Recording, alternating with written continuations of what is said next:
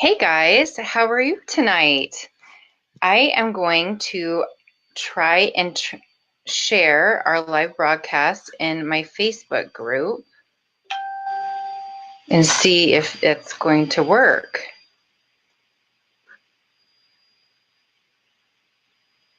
I don't know if it will though. I'm using Be Live, an app that helps me notify you guys when I'm going live. Oh, I think I might be able to. Yes. All right, just bear with me. Yes. Okay, I'm sharing it. Okay, tonight I want to talk to you guys about something that is a very touchy subject with most women, and something that really causes us to feel bad about ourselves. And this came up because I had a client talking about the scale and how it makes her feel. So I want to get real about what this scale means tonight and talk about the real reasons about how the scale is keeping you fat or keeping you from not making progress. But first, I want you to picture this. So this is, I believe, how most of us feel. You've been exercising faithfully and being so good with your eating for a week or two. And you start feeling great about yourself, you have a pep in your step, and you really are feeling yourself, and you feel like you're making progress this time. So you get up first thing in the morning and check the scale, and it wasn't what you expected. In fact, it's gone up. So what happens next? You feel like a failure and you don't understand why exercising and strictly eating clean works for everyone else but you. So you started with a scathing self-talk. You tell yourself, well, if this isn't working, then I might as well throw in the towel and get a venti latte and a donut on the side. And I wanted to let you know that I have been there. And I used to step on the scale several times a day. I was actually ruled by it. I've had different periods of my life where I've been more obsessive about it. But when it went up, the scale went out, I would just be full of self-loathing, which would lead to deprivation and punishment. And then when it went down, I felt redeemed, and then it would really cause me to celebrate. I would feel, oh, well, I've made progress, so I can have this treat. Sometimes overeating and putting me right back to where I was and into that cycle of shame and negative self-talk. So I was able to break free of the evil power of the scale, and tonight I want to set you free as well. So let me just share my agenda. We are going to go over the top reasons the scale is keeping you fat, what the scale weight really means, hormone and how women have gotten the short end of the stick with our hormone fluctuations, some better methods to measure progress, and then finally, the real reason the scale is keeping you fat that most coaches will not tell you. Okay, so before we get started, I want to remind you that I have a Facebook group called Fit 40 and Fabulous, and I would love for you to join it if you're not already a member. Okay, so let's get into it. I'm first going to go over the scientific ways that the scale is not a good measure of your progress. So I'm going to talk about what scale weight really means. And this is information that, I don't think a lot of women, you might know about it, but we forget about it because the scale is so powerful to us, and so we have so many feelings around it. So the scale does not differentiate between muscle mass and fat mass. And there are many, many different things that can make the scale weight fluctuate or not move down. And that would be water weight, inflammation, salt intake, carbohydrate intake, sleep, stress, and your bowels. So I'm going to go into each of those in a little bit more detail. So quite obviously, muscle mass, I'm sure you've heard about this, muscle mass weighs more than fat. So you could be 160 pounds and 20% body fat and look very different if you were 160 pounds with 13% body fat. And many women, even if they're seeing progress in terms of muscle mass, if they don't see the scale go down, they make it believe they somehow believe that they're not making progress, and that's just false. Okay, the next thing is water weight. So if you ate something, so if you're having, you're at a certain point of your cycle, if you have a normal menstrual cycle and you're at a certain point before you menstruate, you are going to be retaining more water. And it depends also on the amount of salt that you intook the day before. If you had something very salty and you're very sensitive, you can retain a lot of water, and that can cause the scale to go up. Another reason for the scale to go up is carbohydrate intake.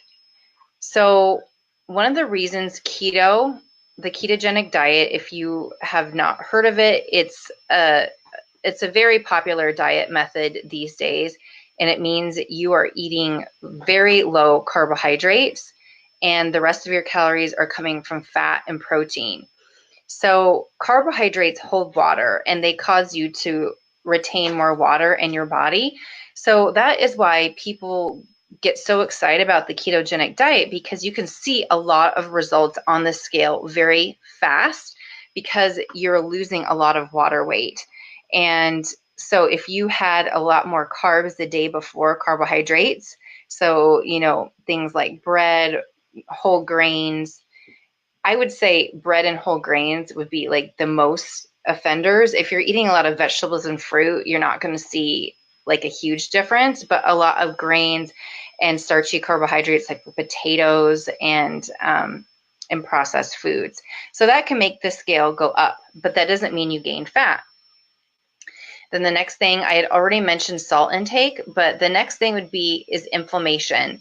So you can be inflamed for not so serious reasons. So if you had a really intense workout the day before, maybe you did a leg day and you're very sore, your body could be very inflamed from that. But it can also be inflamed from certain chronic health issues, like if you've got diabetes, if you have hypothyroidism. There's there's lots of reasons. So one thing to know is that inflammation is a precursor to all chronic disease. So if you are having chronic inflammation, you need to find a way to reduce that. But I digress. And then sleep. So sleep and stress, I'll just kind of couple this together. So, because both cause a similar issue. Well, if you're not getting enough sleep, that means your body is going to be more inflamed and you're going to retain more water, and that's going to make the scale go up. But it also raises your cortisol, and along with stress. So cortisol is your stress hormone, and it is healthy in some ways when you're in a fight or flight situation, like if you're being chased by like an armed robber or a bear, it would be great. But the problem is that most women these days, we're under chronic stress. So our fight or flight senses are out of whack. We have chronically elevated cortisol being created by everyday situations that are causing us stress. And there are more cortisol receptors in our stomach than any other place in our body. So when you have high cortisol, that means you're going to have a tendency to gain belly fat, retain water, and have inflammation. So not getting enough sleep and having high stress can be a huge cause of the scale to go up or not to move. And then bowels. So let's get real. If you're not pooping on the regular, then the undigested food that is stuck in your intestines can cause the scale not to move. I have had a client before who has had that as a chronic problem. So a way to mitigate that is to eat more fiber in your diet and take a supplement such as psyllium husk in a glass of water before you go to bed and in the morning. Okay, so those are many reasons why the scale can be deceiving. That was about 9 reasons. And I want to go into more detail about why women get the short end of the stick. And that is because of our hormones. So men are infinitely less complicated. We all knew that, didn't we, ladies? And they only have one hormone that is ruling their body, and that's testosterone. That is why they can cut out a donut and a can of soda and lose 5 pounds in a week, and we all hate them for it. But women have 3 sex hormones. We have estrogen, progesterone, and testosterone. And depending where we are, if you're having a normal cycle, depending on where you are, that can cause you to have more inflammation, for you to retain more water, to have more cravings for chocolate and carbohydrates. So it might cause you to eat a little bit more, but it doesn't mean that this is permanent fat gain. And this is why stepping on the scale every day, unless you're tracking your cycle and just objectively looking at it like, oh, I'm at this part of the cycle, so I typically have a higher weight at this time. And then at another part of my cycle, this is where it's lower. That's fine. But if you're getting on the scale every day and making it seem like what you're doing is not working and it's really truly only hormone fluctuations, then that's where we're getting into issues. So I definitely do not recommend weighing every day. And frankly, once every 2 weeks or once a month is probably okay. And some clients I've had not weigh themselves at all. And I hope it's becoming clear that the scale is very deceiving and it's not showing a true picture of what's going on. So I'm talking about the normal hormonal cycle for, okay, Laura, yeah, that's a good question. I'm talking about the normal hormonal cycle for women, but what of us over 50? Our hormones are next to nothing. And I'm going to talk about hormone imbalance in just a second. So, but I want to go over better methods to measure progress before I get down any deeper. So, oh, you know what? I forgot a main point. Another thing is that many women, well, really anybody, but especially women, believe that fat loss is linear, and that is the furthest thing from the case.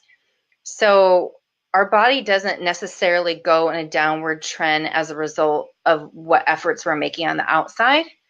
So you can see kind of a bigger fat loss or weight loss at the beginning of whatever program you're starting, and then it might slow down and it might seem to you that you're not making progress.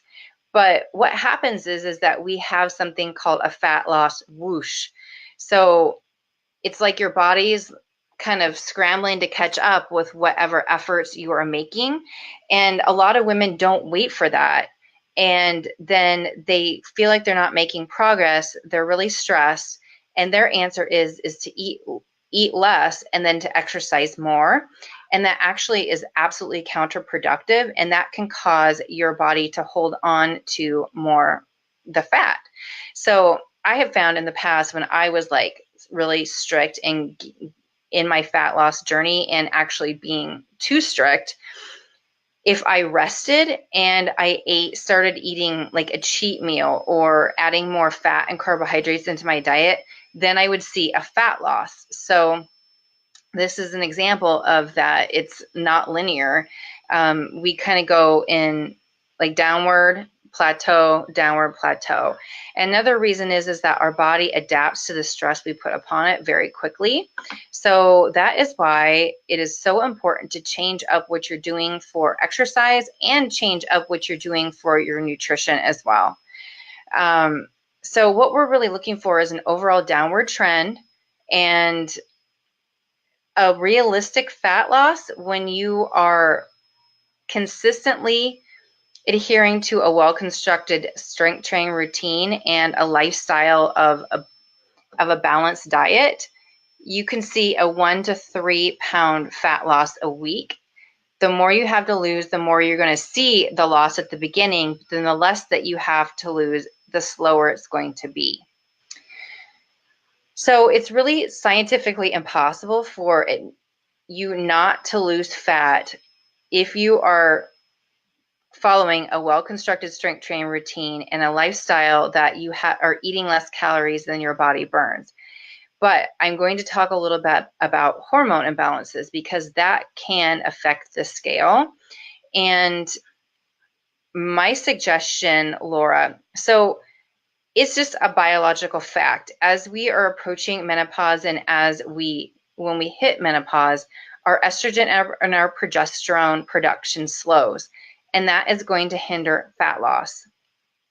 So I'm not going to get into the ins and outs of hormone replacement. There's different schools of thoughts. I am on the fence about it. I am open to the idea because just physically, when you're not making the hormones anymore, your body is going to change. And so there's two ways that you can balance your hormone. That is through, well, there's, I guess, three ways, but, well, hormone replacement. So there's synthetic hormone replacement, and then there is bioidentical hormone replacement. But no matter which way you shake it, even if they call it bioidentical, it's not being made by your body. So it really is a synthetic hormone. Or you can manage your hormone balance by your diet. And that is something that I go over in my group coaching program. So you didn't do hormone replacement. So I would be looking into ways to balance your hormones through supplements and diet. So have you explored that at all, Laura? Do you know anything about that? That would be a separate video or a separate live. I'm just really talking about why the scale is not a good measure of progress. And there's going to be other factors affecting your progress if you have hormone imbalance. So you don't have to be in menopause to have hormone imbalance. And I actually probably will do a separate video about ways to identify if you have hormone imbalance and some suggestions on how to balance it. But because if you're a chronically stressed woman, the first hormone to go is progesterone, and that can cause fluctuations in the scale and reasons why the scale is not moving, but that doesn't mean you can't see progress. So I want to move on to better methods to measure progress. So, I guess I didn't write those down. So one, like a great way to measure your progress is by your measurements. So if you periodically check your measurements, that is going to show more progress in terms of fat loss, because even if the scale stays the same, you're changing your body composition and your measurements will go down. So that's a good way. Another way is pictures. So we are often our worst critic, and we fail to see on a daily basis the changes in our body, but a picture is very non-judgmental. And I have often found when I look at pictures, I'm actually surprised at the way I look. It's different than actually how I view myself in the mirror every day.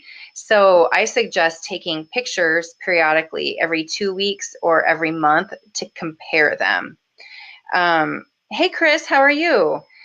And then the way our clothes fit is another measure of progress. So we might not see any changes in the mirror. We might not be seeing any changes on the scale, but your clothes are fitting differently. And those kind of go hand in hand with measurements as well. So, and then compliments from your family and friends. They are always, your loved ones see things faster than you do. So you might think that you're not making progress, but you're getting compliments by several people saying that you look different. I had this happen with one of my clients. We would take her measurements and they weren't necessarily changing that much, but she was getting so many more compliments from acquaintances, friends, and family about her muscle definition, about the way she looked different in clothes. So that is a very good measure of progress as well. Laura, I can talk to you about supplements for hot flashes, night sweats only, but only for a year. And again, that's a separate video. But now I want to go into the top reason the scale is keeping you fat. So I want to go back to that scenario that I talked about when we first started. So let me know if this sounds familiar. So you've been exercising faithfully and you're being so good with your eating for a week or two. And you're feeling great about yourself. You have a pep in your step. You're really feeling yourself. You really feel like you're making progress this time. And then you get up the first thing in the morning and then you check the scale. And it wasn't what you expected. In fact, it's gone up. So what has happened there? I want to identify so before you got on the scale, you were feeling great about yourself. You were feeling that you were making progress. You had more energy. You were excited to get up. And then you got on the scale. That was an event. You got on the scale. And you looked at the number on the scale, which actually is a neutral event. What really does a number on a scale means? But you perceived the number on the scale as something negative, as some kind of measure of your worth as a person or measure of your success or failure. And in turn, when you had that perception and you started having those feelings, it made you have certain behaviors. And that behavior was to chuck everything, your whole plan, and have an all or nothing philosophy and say, well, if I'm not seeing any progress, then I might as well just give it all up. And if this sounds familiar to you, please make a comment because it is so common. I have been there. And I'm going to talk about how I have made the scale be a measure of my self-worth and how it really is completely bullshit. So I kind of want to say my 2 cents that as women in our society, our identity is wrapped up in how attractive we believe we are. And part of what society has made us think is that it made the number on the scale mean something. It made the number on the scale equal our self-worth. And if we don't move it downward, we're a failure. And if we are able to succeed, we are somehow more worthy or we're somehow a better person. And I am here to tell you that's BS. So there's been a few times in my life that I have been very obsessive, but I will talk about this one very embarrassing situation that I had when I was about 18, 19. So I was teased a lot while I was growing up, and I always had issues with self-confidence and self-worth. And I was very nervous moving from high school to college. And I felt like I had a lot of pressure on me. I was going to this big university and very insecure about meeting new people. I was on the university's dance team and I was rushing a sorority. And I also felt very insecure around men or guys. So I had in my head that my self-worth was only as much as I weighed or what my body looked like. And if I were to let anything go or let go of that tight leash, that tight box of the perfectionist type A philosophy that I had, everything would crumble. I would lose everything. I wasn't worth anything as a person. So I used to be like, this is around the time that the low fat craze was happening. So I would like eat like really no dietary fat. And we now know that that's not good nutrition, but it did result in me having very low body fat. I would run 5 miles a day. And if I didn't run, I would run in like blizzard. I would run it rain, snow, or shine, because working out, like, that was another form of keeping control.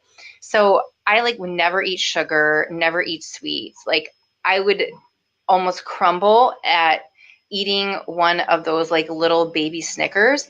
I recognize now with the knowledge and education that I have that I had orthorexia, which is now a diagnosed condition, which is an extreme fear of eating anything unhealthy or deviating from an extremely clean lifestyle.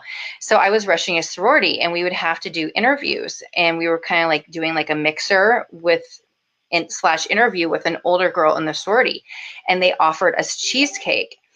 And I I had not had cheesecake or anything that rich, and I can't even tell you how long. I like literally, you guys, drooled. Like I had this physical reaction to having that first bite of the cheesecake. Let me tell you, it was like the best thing I feel like I'd ever tasted. But I had such a reaction to that cheesecake that I drooled. That goes to show the punishment and the deprivation that I was putting my body in because I measured my self-worth by the scale. And I don't know if the girl if the girl noticed or not. She was polite enough not to say anything, but that was a really low point. I'd like to say that that changed me at that point. It didn't, but I eventually relaxed my rigid self-imposed rules. So that's really revealing, kind of telling you, you know, how the scale has kept me enslaved. And I want to go back to the whole perception. So the number on the scale is just a number. It's our perceptions or our perceptions of what we expect to have happened that actually make us feel bad. And we made the scale mean something. And most of us allow it to stop us from doing what you really need to do to change your body or to feel better about yourself, to lose weight. So it's not the program that's our problem, it's really our mindset. And it's our feelings around the scale and how it prevents us from doing the things that we need to do to get healthy. That's the problem. And being type A, we have expectations. If you are type A, we have expectations and arbitrary self-imposed guidelines. So these arbitrary guidelines are completely made up and many times based on unrealistic expectations. So we have an expectation of what we think this scale is supposed to reflect based on our effort. And if it does not reflect that, then we make it mean something. And it doesn't mean anything. It doesn't have to mean anything. And that's where we need to change our thinking. That all or nothing philosophy keeps us in a little box, and it makes us think things about ourselves, and it makes us think it's an all or nothing situation. So really our fat loss starts in our head. You know, if you're just, and I want to also ask you, is the only reason that you start eating healthy and exercising just for the scale to go down or to look better? If that's the only reason you're doing it, then that's for the wrong reasons. Because there's so many other benefits to eating healthy and exercising than just fat loss. It makes us feel better about ourselves. It makes us healthier. It prevents chronic disease. It improves our relationships. It improves our sex drive. I mean, there's just a myriad of things. It improves our flexibility, balance. You know, I could go on and on. So we tend to focus only on this really self-imposed expectation of what we want to see on the scale, and that's absolutely false. Now, I want you to, I also on the flip side, I want to make clear there's nothing wrong with wanting to change your body. In fact, I think we all, the greatest gift we could give to ourselves as women is evolution, is getting better, is personal development. And part of that is changing our body or losing some weight or getting stronger or running a marathon, having like a really big type of accomplishment. So if you're doing it for those reasons, those are great reasons. But if you're trying to lose weight only because you think that's the only way that it makes you worthy as a woman or makes you attractive to the opposite sex or makes you the best mom or makes you the best wife, then we really need to take a look at the reasons why we're trying to lose fat. So that's my 2 cents for tonight. And really, the real reason that the scale is keeping you fat is because it's making you feel bad about yourself. And that making you feel bad stops you from doing the things that you need to do to make you feel good about yourself. So if you guys have any questions about this, please leave a comment. And I'm just going to recap. So the main points is what the scale weight really means. And the scale weight is so one-sided in what it's revealing. It's only revealing your total body mass, and there's so many reasons why it could fluctuate or not change. And those reasons are, the muscle mass, fat mass, your water weight, your inflammation, your salt intake, your carbohydrate intake, your sleep, your stress, and whether or not you're going to the bathroom enough. And hormone imbalances cause fluctuations in the scale. And we make it mean something like we're not seeing progress, but it's just a normal part of being a woman. And that we think fat loss should be linear. So we expect the scale to go down at a certain time when fat loss doesn't happen in a steady downward trend. So a better way to measure your progress is through weighing yourself can be one tool, but in combination with other tools. So measuring yourself, the way your clothes fit, pictures, and comments from your family and friends. And then, as I said, the top reason why the scale is keeping us fat is because when we get on it, it makes us feel bad about ourselves. And then it stops us from doing the things that we really need to do to make us feel better. All right. Well, thanks for tuning in. And I wanted to remind you, if you're not a part of my Facebook group, Fit 40 and Fabulous, be sure to join. And there should be a link on my Facebook page. I am on Be Live, so I can't really put the link through here. So I will talk to you guys soon, and I'll just talk to you soon. Okay, bye.